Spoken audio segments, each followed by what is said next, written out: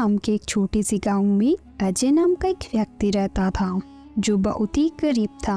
उसके परिवार में कोई नहीं था, वो अकेला ही रहता था।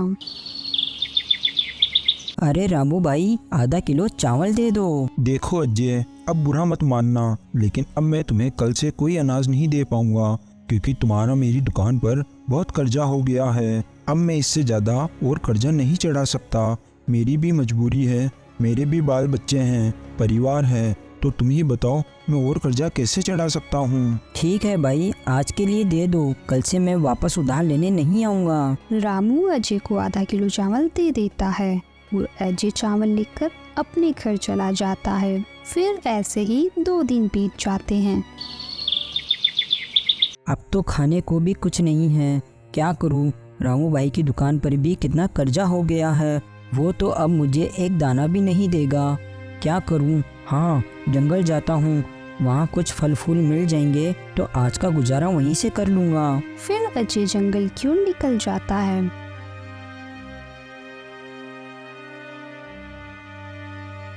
लेकिन अजय पूरे जंगल में घूम लेता है और उसे एक भी पेड़ पर फल फूल नहीं दिखते, तो वो परेशान होकर एक पेड़ के नीचे बैठ जाता है।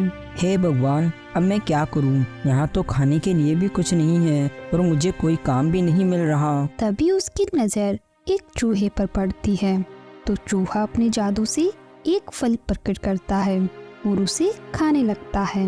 मेरा तो अभी मन ही नहीं भरा, एक और फल खा लेता हूँ, अभी मेरे पेट में बहुत जगह है। चूहा फिर से जादू करके एक फल प्रकट करता है और उसे खाता है। इस फल को खाकर तो मजा ही आ गया, काफी स्वादिष्ट था, बड़े दिनों बाद ऐसा फल खाया है। और ये सब दूर से अजय खड़ा खड़ा देख लेता है। क्या? एक चूहा और जादू? ये चूहा जादू कर सकता है? हे भगवान, ये कैसे संभव है? कहीं मैं कोई सपना तो नहीं देख रहा हूँ? और ये सिर्फ जादू ही नहीं बल्कि बोल भी रहा है। अजय बेटा, भाग ले यहाँ से, कहीं ऐसा ना हो कि ये कोई चूहा शैतानी हो जो तुझ पर भी कोई जादू कर दे। तभी अजय वहाँ से भागने लगता है, लेकिन वो चूहा अजय को देख लेता है, तो वो सीधा अजय के सामने आ जाता है।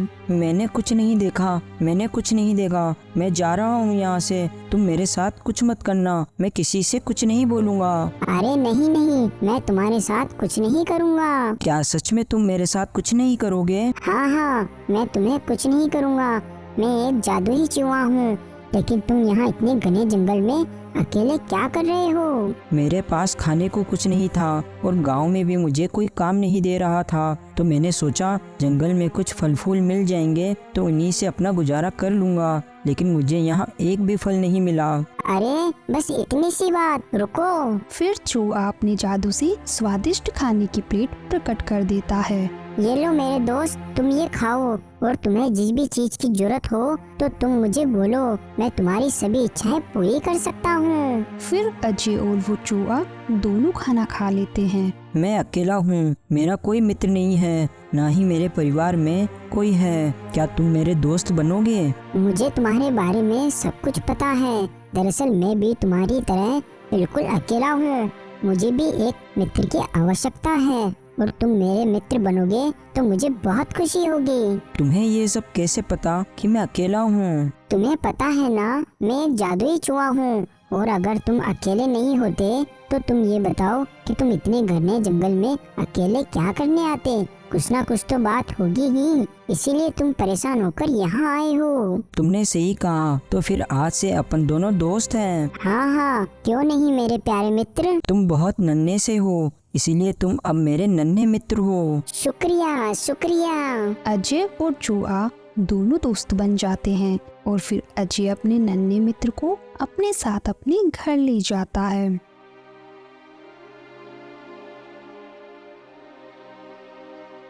मेरे नन्हे मित्र, मुझे माफ़ करना, मेरे पास खाने के लिए कुछ नहीं है क्योंकि मैं अमीर नहीं हूँ और अभी मेरे पास कोई काम भी नहीं है। अरे तुम चिंता मत करो, मेरे पास खाने की कोई भी कमी नहीं है। क्या मतलब? अच्छा हाँ, तुम तो एक जादुई चूहे हो, तुम तो जादू से कोई भी चीज प्रकट कर सकते हो ना? हाँ, तुम बस देखते जाओ दोस्त। तभी चूहा अपने जादू से वहाँ ढेर सारे पकवान फल फूल प्रकट कर देता है। वाह, तुम तो वाकई में एक अच्छे जादुई चूहे हो। बहुत बहुत शुक्रिया। आज तुम्हारी वजह से मैं भरपेट खाना खा पाऊंगा। हाँ, क्योंकि तुमने ही तो मुझे अपना नन्हा दोस्त कहा था, और एक दोस्त होने के नाते ये तो मेरा फर्ज है। और इसके अलावा तुम्हें जो भी चाहिए तुम वो मुझे बता देना। तुम्हें खाने में क्या क्या पसंद है, मैं वही चीज प्रकट कर दूंगा। फिर अजय भरपेट खाना खा लेता है और उसे खाना बहुत ही अच्छा लगता है। खाना कैसा लगा मेरे मित्र? अरे खाना तो बहुत ही अच्छा था, और तुमने तो इतना सारा खाना ला दिया कि मैं इसे 2 दिन तक भी खाऊं तो भी ये खत्म नहीं होगा। हाँ हाँ, क्यों नहीं, तुम बस भरपेट खाते रहो। इस नन्हे दोस्त के अजय की जिंदगी में आने से अजय की जिंदगी बिल्कुल बदल जाती है। फिर ऐसे ही कुछ दिन बीत जाते हैं तो चूहा अपने जादू से अजय के लिए एक बड़ा सा घर बना देता है। तुम्हारा बहुत बहुत शुक्रिया मेरे नन्हे दोस्त। कोई बात नहीं, लेकिन अब तुम ऐसी ऐसी चीजें देखोगे जिसकी तुमने कल्पना भी नहीं की है। इसके बाद देखते ही देखते जादू से अजय के घर में नए नए सामान आ जाते हैं। वाह मेरे नन्हे दोस्त, तुम्हारा बहुत बहुत शुक्रिया। अब अजय के पास खाने पीने की कोई कमी नहीं है और साथ ही साथ उसके पहनने के लिए अच्छे कपड़े भी हैं। इस बीच वो अपनी एक दुकान भी खोल लेता है और अपना व्यापार शुरू कर लेता है। इस तरह अजय का नन्हा दोस्त हमेशा उसके साथ रहता और जब भी दुकान में किसी भी चीज की कमी होती तो वो उस कमी को अपने जादू से पूरी कर देता।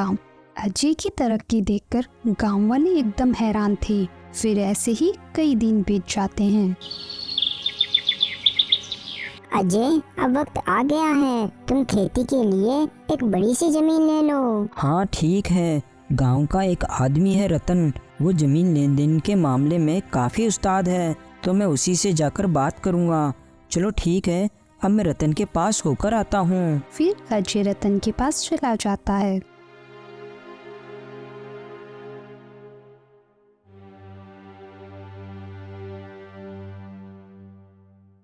और भाई कैसे हो अजय? आजकल तो सब बढ़िया चल रहा है तुम्हारा। हाँ, बस भगवान की कृपा से सब ठीक चल रहा है भाई। हाँ वो तो है। तो ये बताओ आज तुम्हारा यहाँ आना कैसे हुआ? वो रतन भाई, मुझे एक बड़ी सी जमीन चाहिए थी। अगर तुम्हारी नज़र में ऐसी कोई बड़ी सी जमीन हो तो तुम मुझे जरूर बताना। हाँ, एक जमीन है माया काकी की। वो सब अब शहर में रहने लगे हैं, तो वो यहाँ की उनकी सारी जमीन बेचना चाहते हैं, लेकिन वो दाम काफी ज्यादा बता रहे हैं। कोई बात नहीं, मैं वो जमीन ले लूँगा, तुम बस काकी से बात करो। हाँ हाँ, क्यों नहीं। बात करने के बाद अजय वहाँ से चला जाता है।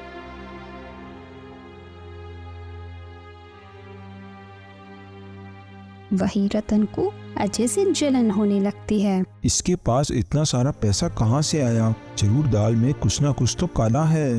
पता करना पड़ेगा कि आखिर इसके पास इतना सारा पैसा कहाँ से आ रहा है। इस आदमी के तो खाने के लाले पड़े हुए थे, पूरा गांव तो इससे कर्जा मांगता था, और आज वो इतना बड़ा सेठ कैसे बन गया?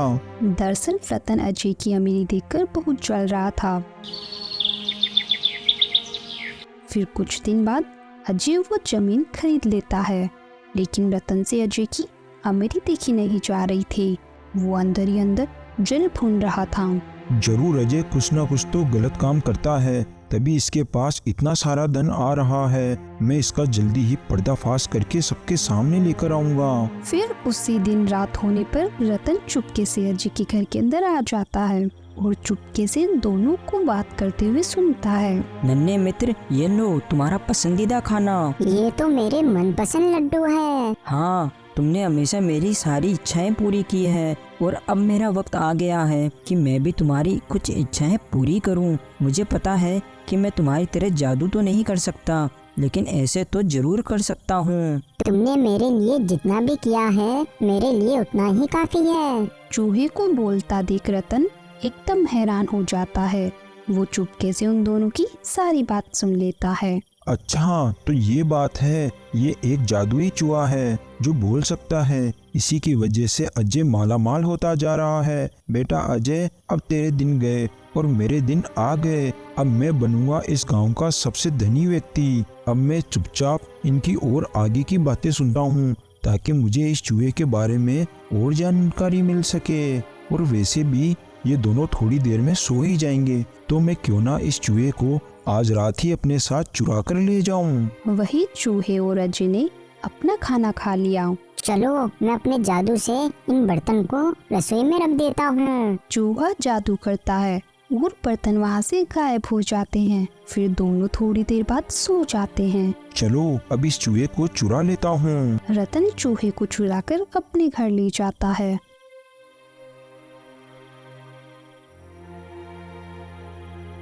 रतन के मन में लालच था। वो सोच रहा था कि इस चूहे को पाकर उसे सारी खुशी मिल जाएगी। चलो जल्दी से जादू करो और यहाँ सोने के सिक्के का ढेर लगा दो। चूहा कुछ नहीं बोलता, वो बस उसे देखता रहता है। अरे क्या देख रहा है, तुझे अपनी जान प्यारी नहीं है क्या? चल जल्दी से जादू कर, वरना। नहीं, मेरा जादू सिर्फ अच्छे लोगों के लिए है, तुम जैसे लालची और बुरे लोगों के लिए नहीं।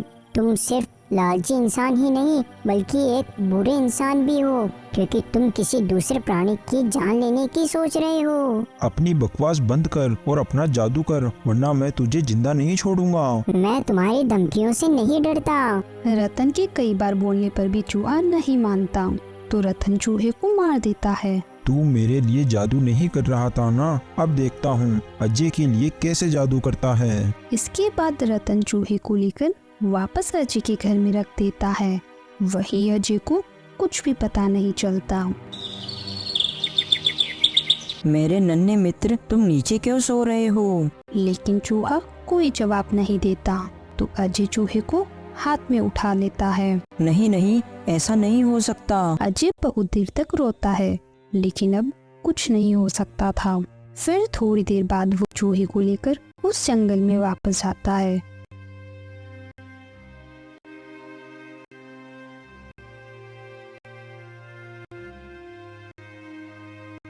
नन्हे दोस्त, तुम मुझे इस जंगल में मिले थे और अब इसी जंगल में मैं तुमसे अलविदा ले रहा हूँ, जो कि मेरे लिए बहुत ही बुरी बात है। ये कहकर अजय फूट फूट कर रोने लगता है।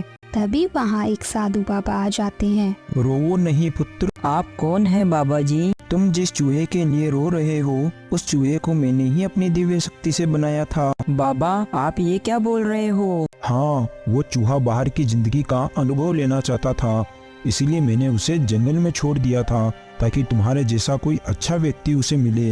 लेकिन इस दुनिया में बुरे लोगों की कमी नहीं है। देखो, किसी बुरे इंसान ने ही इसकी ऐसी हालत की है, और वो बुरा इंसान और कोई नहीं, तुम्हारे गांव का रतन ही है। क्या? छोड़ूंगा नहीं मैं उसे। तुम चिंता मत करो, उसे अपने कर्मों की सजा जरूर मिलेगी, परंतु इससे पहले तुम इस चूहे को दोबारा जिंदा करने के लिए इसकी सहायता करो। क्या ऐसा हो सकता है क्या बाबा जी? हाँ, ऐसा हो सकता है। इस चूहे को वापस जिंदा किया जा सकता है, लेकिन तुम्हें उसके लिए त्रिपुरा की पहाड़ी की चोटी पर जाना होगा। वहाँ एक जादुई नदी बहती है, तुम्हें उस नदी का पानी लेकर आना होगा। लेकिन याद रखना, वहाँ पहुँचना इतना आसान नहीं है, तुम्हारी जान भी जा सकती है। मेरे नन्हे दोस्त ने मेरे लिए कुर्बानी दी है, और अगर मुझे उसे जिंदा करने के लिए खुद की कुर्बानी देनी पड़े तो मुझे मंजूर है। और आज मैं जो कुछ भी हूँ मेरे नन्हे दोस्त की वजह से ही हूँ, इसीलिए मैं इसके लिए कुछ भी कर सकता हूँ। तुम्हारे मुंह से ये बात सुनकर मुझे बहुत खुशी हुई। अब मुझे अच्छे से मालूम हो गया कि मेरा दिव्य चूहा एक अच्छे इंसान के हाथ में था। ठीक है, अब तुम जल्दी करो, जल्दी जाओ। फिर अजय जल्दी से पहाड़ी की ओर निकल पड़ता है और अपने साथ खाने पीने का सामान भी ले गया। लेकिन उसने जैसा सोचा था वैसा होता नहीं है। उसे इस यात्रा में 4 दिन लग गए। अब क्या करूं? खाने का सारा सामान तो खत्म हो गया और अभी तक मैं वहां पहुंचा भी नहीं। हे भगवान, मेरी मदद करना ताकि मैं अपने नन्हे दोस्त को बचा सकूं। फिर ऐसे ही चलते चलते रात हो जाती है। अजय भगवान का नाम लेता हुआ आगे बढ़ता रहता है, लेकिन तभी अजय के सामने एक शेर आ जाता है। शेर को देखकर अजय बहुत डर जाता है और अपना सारा सामान वहीं छोड़कर वहां से भाग जाता है। भागते भागते वो शेर से बहुत दूर चला जाता है। हे भगवान, मेरी रक्षा करना। रात भी बहुत ज्यादा हो रही है और यहाँ कुछ भी दिखाई नहीं दे रहा है। चलते चलते अजय बहुत थक चुका था। उसे पानी की प्यास भी लग रही थी और ऊपर से वहाँ पर कोई नदी भी नजर नहीं आ रही थी। मुझे हिम्मत नहीं हारना है, मुझे अपने नन्हे दोस्त को बचाना है, चाहे जो भी हो जाए, भले ही मेरी जान क्यों ना चली जाए। अजय खुद को संभालता है और आगे बढ़ जाता है। वो सारी कठिनाइयों का सामना करता है और सफर में आगे बढ़ता रहता है। चलते चलते सुबह हो जाती है और अजय अब खुद को संभाल नहीं पाता। वो चक्कर खाकर गिर जाता है। पानी पानी पानी। थोड़ी देर बाद अजय को होश आता है और वो हिम्मत करके फिर से आगे बढ़ता है।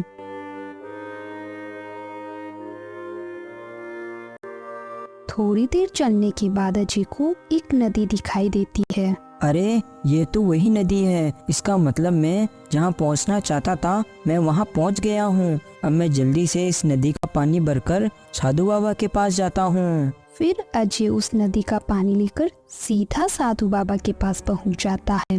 बाबा मंत्र पढ़ते हैं और उस पवित्र जल की कुछ बूंदें उस चूहे के शरीर पर डालते हैं। उठो नन्हे दोस्त उठो। अपने नन्हे दोस्त के मृत शरीर को देखकर अजय बहुत दुखी होता है।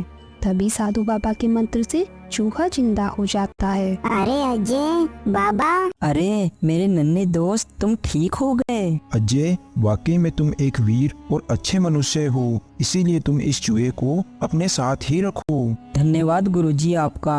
अगर आप इसे मुझे ना भी देते तो भी मैं इसे रख लेता, क्योंकि अब मैं इसके बिना नहीं रह सकता। अब सब कुछ ठीक हो जाता है। अजय चूहे को लेकर अपने घर वापस लौट जाता है। वही रतन को यकीन नहीं होता कि वो चूहा वापस कैसे जिंदा हो गया। मैं अजय के बारे में सबको कुछ भी झूठ बोल दूंगा कि ये काला जादू करता है। तब गांव वाले इसे मार मार कर इस गांव से बाहर निकाल देंगे, तभी मेरे मन को शांति मिलेगी। इतना कहने के बाद रतन गांव वालों के पास जाने लगता है कि तभी रतन को दिल का दौरा पड़ जाता है और उसे अपने किए की सजा मिल जाती है। तो दोस्तों, इसलिए हमेशा कहते हैं कि कभी दूसरों के साथ बुरा नहीं करना चाहिए। जो जैसा करता है वो वैसा बढ़ता है। Thanks for watching.